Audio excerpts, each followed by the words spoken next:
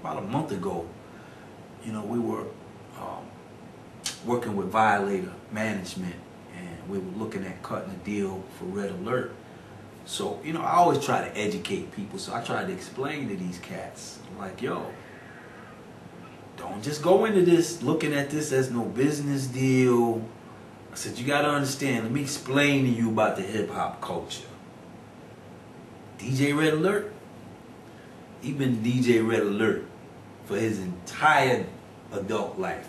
So it's not just an artist name to him. It's who he is, it's embedded in him, it's his culture. He doesn't wake up saying, oh, I'm going to be DJ Red Alert for a few hours. You know, he's DJ Red Alert 24/7. Everywhere he goes. You know what I'm saying? And it's a culture, it's a way of life. Man, you young cats out there, that's what y'all got to understand. You know, don't just do it because you're trying to get a little paper or you trying to be fly for the honeys or whatever. Do it because you feel it is inside here. And every day, whatever your artist name is, you're that person from the minute you wake up to the minute you go to sleep. That way you keep it real with yourself. And if you're keeping it real with yourself, your fans is going to feel that through your music. Got another question. How do you feel about, or what do you feel about the music that's here today? Not so much the artist as an individual. You know, I'm talking about the content. You know, you have this back and forth about the B word or, you know, the N word type of thing, but it's something that's being played all the time. And I tried to stop using the word myself, so, you know, in my mind, because I don't want to appear to say something, you know, to offend anybody, but in the same token, that's what we've been saying for years. But I know it's in the music, but I mean, if you're actually, I mean, it's like even that songwriting aspect, how to write a song, how to write a rap. I mean, are you, explain to the viewers exactly, you know, what that means and how to go about that as far as portraying it in your craft and in your music. Well, it's kind of hard, man, because first of all, there is hypocrisy in all of this. Radio stations will tell their corporate sponsors, we don't condone that. Okay. You playing the record just because you done bleeped out the parts. You still, everybody know what you bleeping out, so you playing the record. Right.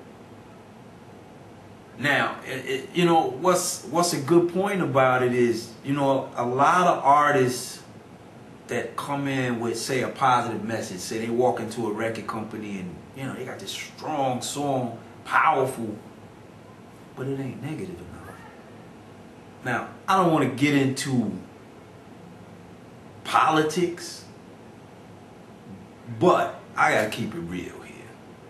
There's a certain element that want us to seemingly be ignorant or be portrayed as ignorant, and if we see that enough, then maybe we'll feel we're ignorant. Don't believe the hype. What artists talk about, basically, it's no different than the rock and roll era. Rock and roll met that same little backlash, you know, and I'll give Chuck Berry basically, you know, with the undulation of the hips and all of that, that was borrowed by Mr. Presley. Point taken. But you know, they tried to, you know, that's devil's music and this, that, and the other. And so, you know, hip-hop has kind of went through that same growing pain. I don't believe in censorship. As long as you keeping it real. Now, there was a good point, and I forget who made it, but they talked about, well, you know, you don't want rappers rapping about this, that, and the other, negative-wise, or using the N-word, or using the B-word. But if that's what they live in and that's what they see, what are they supposed to rap about? Now, as far as the words themselves, You know, I might roll up to you, yo, what's up, my nigga? You know what I'm saying? But you're not gonna get offended because obviously in the context, you know, and we giving each other a pound, it's used as a term of endearment. So now here's the hypocrisy in that. We have been called it so much through the generations, it was either cower at the word or find a way to deflect the pain that it obviously caused a lot of people when, you know, out the generations before us. But after a while, over time, you get conditioned to things.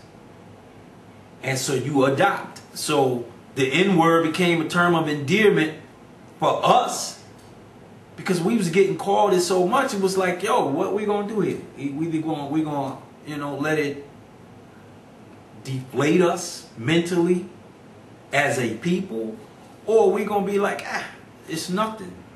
So you learn to adopt. You know, I hear girls call each other the B word all the time. And, you know, they use it as a term of endearment. But I guess people take it out of context when you hear it in a record. Help me out here. Who said this? Women like you make men like me. That was somebody's rap line. I can't. And when they said it, it was so profound to me. Because what they were saying was, you know, first of all, if you ain't a B or a O, then I'm not talking about you. Why are you concerned? Why are you worried about it? Now, if you are a B or you are a O,